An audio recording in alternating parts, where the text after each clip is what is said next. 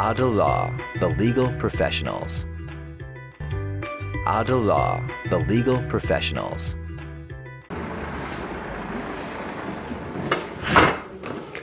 Welcome to legal tip top by Adil Farooq.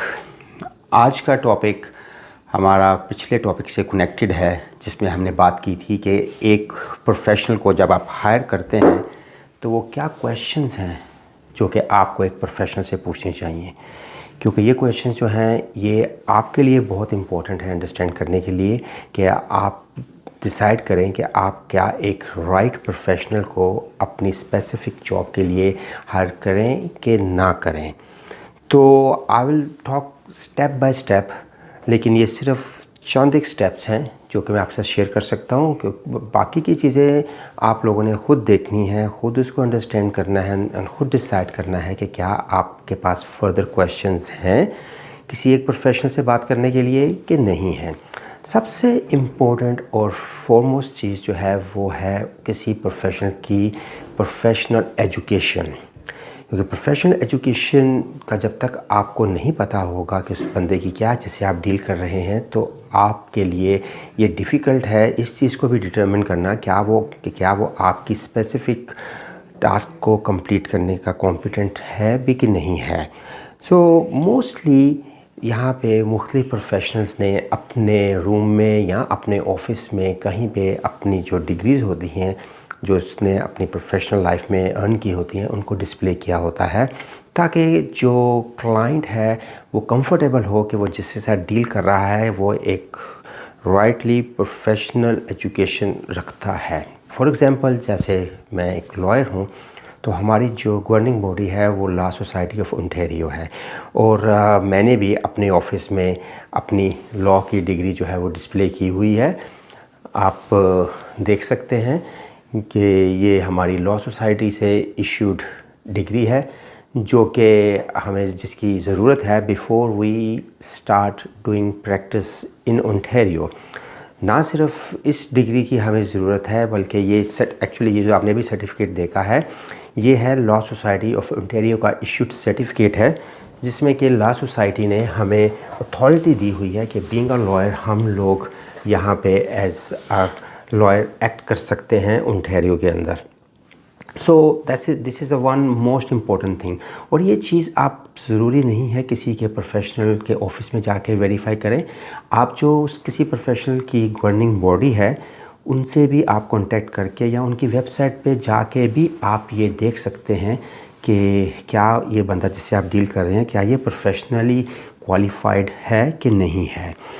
दूसरी चीज़ जो है किसी भी प्रोफेशनल का एक्सपीरियंस है कि जो भी आपकी प्रोफेशनल रिक्वायरमेंट है, जिस टास्क के लिए भी आप किसी को हायर कर रहे हैं, चाहे वो लॉयर है, चाहे वो रियल एस्टेट एजेंट है, चाहे वो एक बैंकर है, मॉर्गेज ब्रोकर है, आईटी का कोई रिप्रेजेंट क्वालिफाइड बंदा है, जिससे भी आप डील कर रहे हैं, आपको उसकी प्रोफेशनल लाइफ के बारे में थोड़ी सा नॉलेज होना चाहिए कि उसको कितने साल हो गए हैं प्रोफेशन में आए हुए।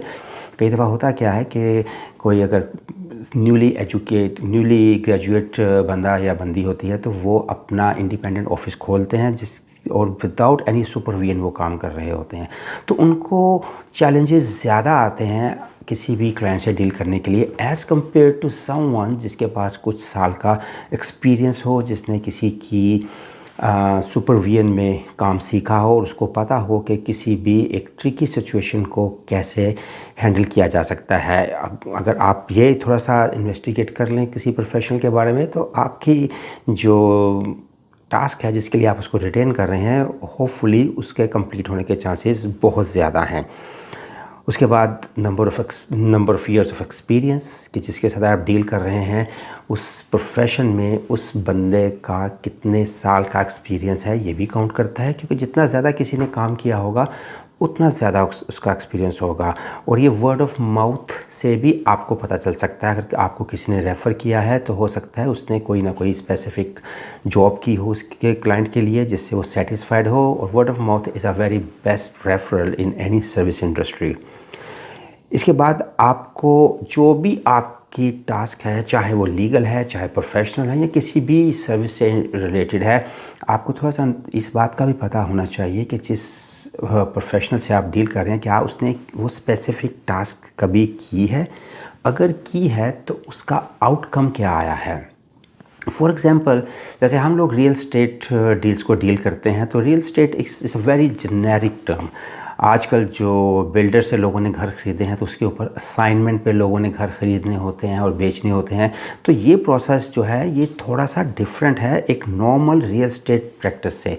तो अगर किसी लॉयर ने इस स्पेसिफिक पार्ट को उस पर कुछ ट्रांजैक्शंस किसी की सुपरविजन के अंडर नहीं की तो it may be a challenge for that specific lawyer कि वो इस चीज़ को प्रॉपर तरीके से हैंडल कर सके। उसके नेक्स्ट जो चीज़ है वो of course it's varies from client to client. आप जो भी काम किसी से करवा रहे हैं, किसी सर्विस ले रहे हैं, आपको उसकी कॉस्ट का अपफ्रंट नॉलेज होना चाहिए।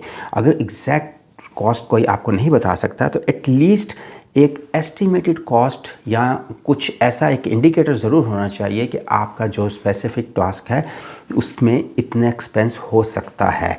लेकिन आई अंडरस्टैंड दैट कुछ टास्क ऐसी भी होती हैं जिसमें कि फ़्लैट फ़ी नहीं ली जा सकती।